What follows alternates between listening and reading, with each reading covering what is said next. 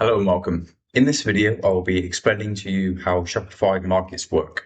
So Shopify markets allows the seller to personalize and tailor their online market for a specific region/market. So what Shopify markets allows the seller to do is to customize their shop tailored for a specific region or country, as there will be many differences like language, currency, shipping options, costs.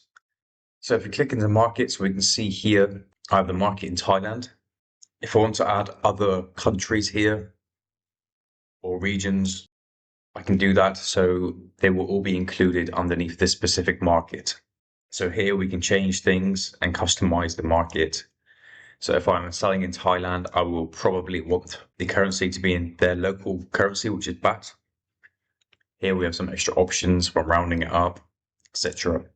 So here we can set up offers, so we can set up discounts for specific markets to attract people from specific regions or countries. So here we can also change the language. If we want to translate your store, we can do that. To press translate your store. As you can see, I already have English, and we can add a language, add Thai, and that will convert the website domain into Thai also. Make sure you click publish.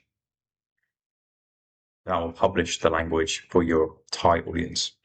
So if the country has particular sales tax, duties, and imports tax that is unique to that particular country, we can toggle on and off and edit these settings here.